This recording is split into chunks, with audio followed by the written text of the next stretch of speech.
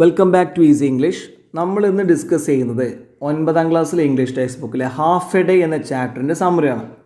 ഓരോ ചാപ്റ്ററിൻ്റെയും സമ്മറി നിങ്ങൾക്ക് കഴിഞ്ഞ രീതിയിൽ പഠിച്ചു വെക്കുക. കാരണം നെറേറ്റീവൊക്കെ ചോദിച്ചു കഴിഞ്ഞാൽ ഇതന്നെ എടുത്ത് എഴുതിയാൽ മതി. അതുപോലെ തന്നെ പല ചോദ്യങ്ങളുടെയും ഉത്തരമാണ് സമ്മറി എന്ന് പറഞ്ഞാൽ. പലപ്പോഴും റൈറ്റപ്പിലേക്കുള്ള പോയിൻറ്റ്സ്, ആ ഒരു ക്വസ്റ്റ്യൻ വരുമ്പോൾ അതിലുള്ള പോയിൻറ്റ്സ് ഇതിന് കിട്ടും, കാറ്റ് സ്കെച്ചിലുള്ള പോയിൻറ്റ്സ് ഇതിന് കിട്ടും. അങ്ങനെ പല ചോദ്യങ്ങളുടെയും പോയിൻറ്റ്സ്, റിവ്യൂ ഒക്കെ ഇത് തന്നെയാണ്.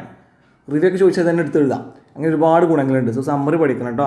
സോ ഹാഫ് എ ഡേ എന്ന ചാപ്റ്റർ ഓൾറെഡി നമ്മൾ ക്ലാസ് എടുത്ത് അപ്ലോഡ് ചെയ്തിട്ടുണ്ട് 2 പാർട്ടായിട്ട്. ആ ക്ലാസ്സൊക്കെ കാണാൻ വേണ്ടിയിട്ടേ 9ാം ക്ലാസ്സിന് സെപ്പറേറ്റ് പ്ലേലിസ്റ്റ് ഉണ്ട് ചാനലിൽ.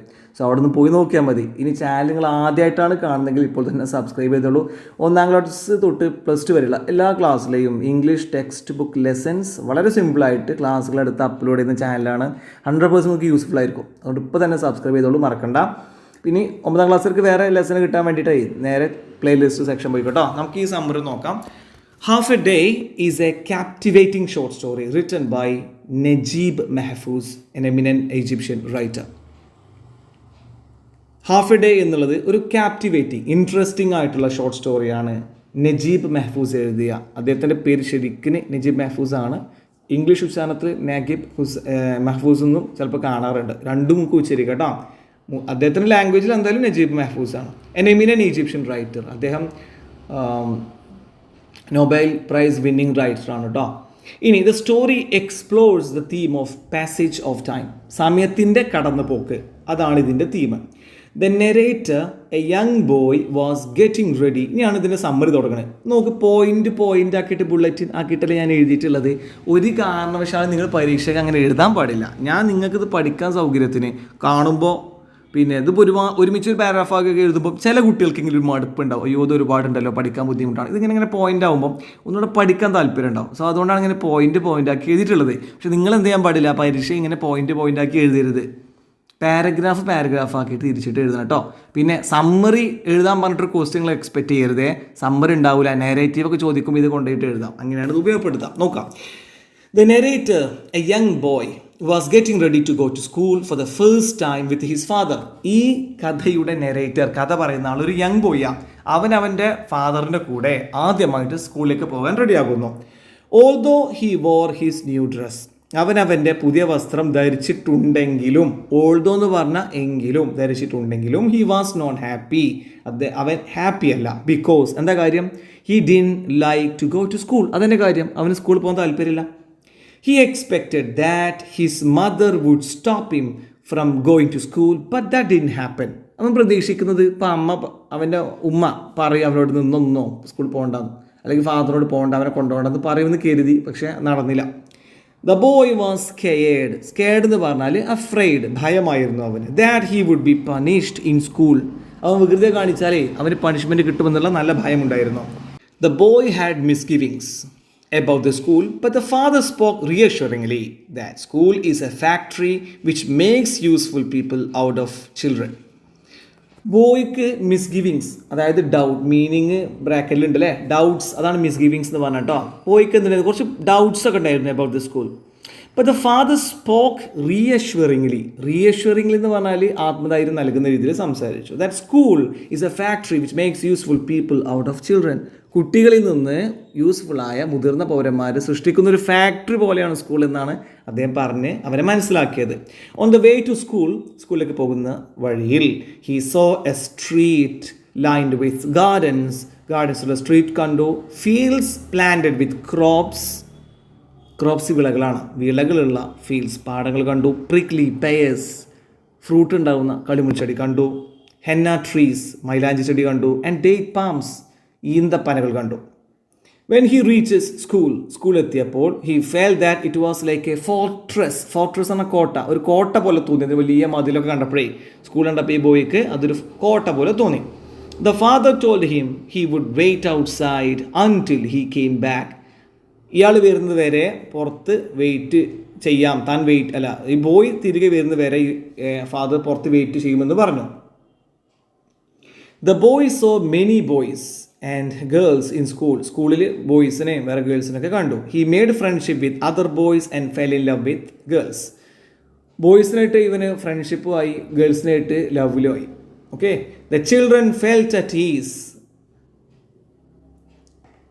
അപ്പോൾ കുട്ടികൾക്കൊക്കെ എന്താണ് അവിടെ ആദ്യം അവർക്കൊരു ടെൻഷൻ ഉണ്ടായിരുന്നു, പക്ഷെ പതുക്കെ അവർക്കൊരു they felt at ease എന്നുള്ളൊരു കംഫർട്ടബിൾ ആയി when they were told that school was like their home and teachers were their parents.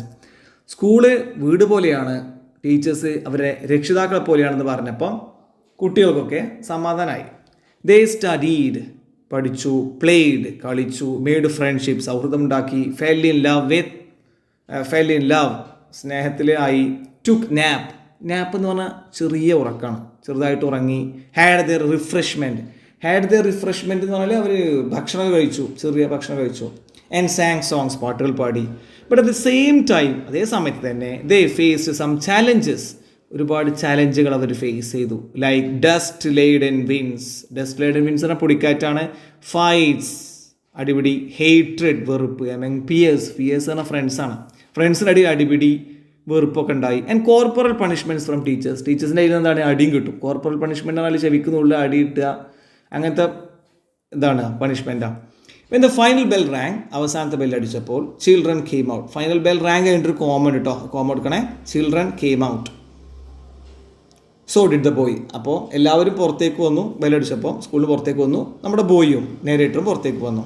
To his ഡിസ്മേ എന്ന് പറഞ്ഞാൽ നിരാശ, ഡിസപ്പോയിൻമെൻറ്റ്, നിരാശ, അവൻ നിരാശനായി. എന്താ കാര്യം? He couldn't see his father outside, പുറത്ത് ഫാദറിനെ കണ്ടില്ല.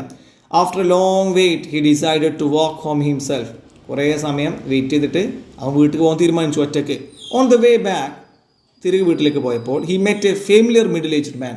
അവന് പരിചയമുള്ള ഒരു മിഡിൽ ഏജ്ഡ് മാനെ അവന് കണ്ടു. ദേ എക്സ്ചേഞ്ച്ഡ് പ്ലസൻട്രീസ്.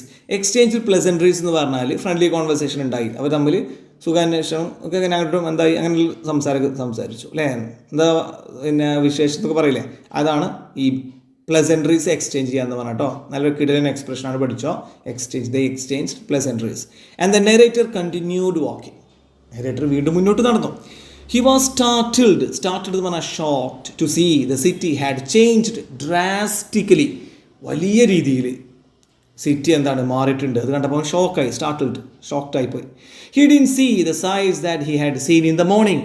സ്കൂളിലേക്ക് വരുന്ന സമയത്ത് കണ്ട കാഴ്ചകളൊന്നും ഇപ്പോൾ കാണുന്നില്ല. ഇൻസ്റ്റഡ്, പകരം he saw crowds of people, ജനക്കൂട്ടം, കാറുകൾ, മറ്റ് വെഹിക്കിൾസ്, വാഹനങ്ങൾ, toll buildings, hills of refuse എന്ന് പറഞ്ഞാൽ എന്താ? വേസ്റ്റാണ്. റെഫ്യൂസ് എന്ന വേസ്റ്റാണ് കേട്ടോ, വേസ്റ്റ് മെറ്റീരിയൽ. അതിങ്ങനെ വലിയ മല പോലെ കിടക്കുന്നുണ്ട്. അതായത് അർബനൈസേഷനാണ് കാണിക്കുന്നത്. അത് കാലം മാറി. ഇപ്പോൾ ഹാഫ് എ ഡേ പോലെയാണല്ലോ ബോയ്ക്ക് ഈ നേരിട്ടർക്ക് തോന്നുന്നത്, പക്ഷേ ആക്ച്വലി കാലം മാറി. അപ്പം മാറ്റത്തിനായിട്ട് ഉൾക്കൊള്ളാൻ കഴിഞ്ഞില്ല, അതാണ്. He was deafened by the കെക്കാഫോണി.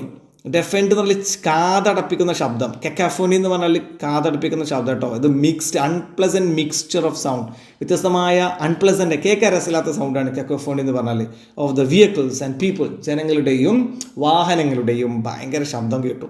He was tired, ആകെ ടയേർഡായി. ആംഗ്രി, ദേഷ്യം വന്നു. ആൻഡ് കൺഫ്യൂസ്ഡ് വിത്ത് ദ കെക്കോഫോണി, അവരുടെ ശബ്ദം ഇതൊക്കെ ഇവിടെ കേട്ടു ദേഷ്യം വന്നു. ഹസിൽ ആൻഡ് ബസിൽ എന്ന് വെച്ചാൽ നോയ്സ് ആക്ടിവിറ്റി ആണ് കേട്ടോ. നോയ്സ് ആൻഡ് ആക്ടിവിറ്റി ഒക്കെയാണ് ഹസിൽ ആൻഡ് ബസിൽ, അതായത് നഗരത്തിൻ്റെ തിരക്ക്. And the change of the city that he had in seen when he came to സ്കൂളിലേക്ക് പോയപ്പോൾ അവൻ കാണാത്ത ആ കാര്യങ്ങളൊക്കെ കണ്ടപ്പോൾ പിന്നെ ആകെ ദേഷ്യം വന്നു, കൺഫ്യൂസ്ഡ് ആയി. He wondered when he could cross the road as the stream of vehicles seemed endless. വാഹനങ്ങൾ ഇങ്ങനെ വന്നിട്ട് റോഡ് ക്രോസ് ചെയ്യാൻ വയ്യ. അപ്പോൾ ഇവൻ ചിന്തിക്കുകയാണ്, എപ്പോഴാണ് എനിക്ക് റോഡ് ക്രോസ് ചെയ്യാൻ കഴിയുക? സ്ട്രീം ഓഫ് വെഹിക്കിൾസ്, സ്ട്രീം എന്ന് പറഞ്ഞാൽ നദി ആണ്, പുഴയാണ്. വെഹിക്കിൾസിൻ്റെ ഒരു പുഴ എന്ന് വെച്ചാൽ നിരനിരയായിട്ട് ഇങ്ങനെ വെഹിക്കിൾസ്, വാഹനങ്ങൾ വരിക കേട്ടോ. വെഹിക്കിൾസ് എന്നാണ് വായിക്കുക കേട്ടോ, വെഹിക്കിൾ അല്ലേ, വെഹിക്കിൾസ്. സീംഡ് എൻഡ്ലെസ്, അത് അവസാനിക്കുന്നില്ല എന്ന് തോന്നും, അത്രയധികം വാഹനങ്ങൾ പാസ് ചെയ്യണം. ടൗൺ ആകെ മാറിപ്പോയി. ഫൈനലി എ ലാഡ് എന്ന് പറഞ്ഞാൽ പോയി. ഫ്രം ദ നെക്സ്റ്റ് അയേണിങ് ഷോപ്പ്, അയൺ ചെയ്യുന്ന ഷോപ്പ് തൊട്ടപ്പുറത്തുണ്ട്, അവിടുന്ന് ഒരു ബോയ് വന്നു. ഷോഡ് അപ്പ് എന്ന് പറഞ്ഞാൽ അറൈവ്ഡ് വന്നു എന്നർത്ഥം. ടു ഹെൽപ്പ് ഹിം, ഇവനെ ഹെൽപ്പ് ചെയ്യാൻ വേണ്ടി വന്നു. To the surprise of the നെറേറ്ററിൻ്റെ അയാളെ സർപ്രൈസ്ഡ് ആക്കിക്കൊണ്ട് the lad called him grandpa and offered him help to cross the road. അതായത് തൊട്ടപ്പുറത്ത് ബോയ് വന്നിട്ട് ഈ നെറേറ്ററെ ഞാൻ അങ്ങോട്ട് ഹെൽപ്പ് ചെയ്യാം ഗ്രാൻഡ് പാ, റോഡ് ക്രോസ് ചെയ്യാമെന്നാണ് പറഞ്ഞത്. അപ്പോഴാണ് നെറേറ്റർക്ക് മനസ്സിലായത് കാലം കടന്നു പോയി, താൻ ആ സ്കൂൾ ബോയ് അല്ല, താനൊരു വൃദ്ധനായിട്ടുണ്ട് എന്നുള്ള കാര്യം. Only then did the narrator know that the time has flown സമയം പറന്നിട്ടുണ്ട് എന്നുള്ള കാര്യം നരേറ്ററിന് മനസ്സിലായി. And he has reached his old age. അയാൾ ഓൾഡ് ഏജിലെത്തി എന്നുള്ള കാര്യം അദ്ദേഹം അറിഞ്ഞു. His whole life was like half a day. ആ ജീവിതം മുഴുവനും എന്താണ്, അദ്ദേഹത്തിൻ്റെ ജീവിതം ഒരു ഹാഫ് എ ഡേ പോലെയാണ് തോന്നിയത്, അത്രയും ചെറുതായിട്ടാണ് തോന്നിയത്. സോ ഇതാണ് സമ്മറി. പിന്നെ ശരിക്കും അത് എഴുതിയെടുത്ത് പഠിച്ചോളൂ. നിങ്ങൾക്ക് ഈ ചാപ്റ്ററിൽ നിന്ന് പല ക്വസ്റ്റ്യനും ആൻസറായിട്ട് ഉപയോഗിക്കാം. So thank you for watching.